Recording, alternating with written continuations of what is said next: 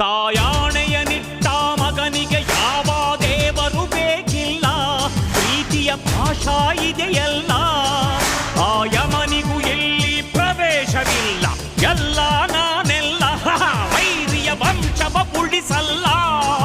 ಇದು ನೋಡಲು ಜೂಟಾಟ, ಇದು ಬಾಳಿನ ಜೂಜಾಟ, ಮನಃಶಾಂತಿಯ ಹುಡುಕಾಟ.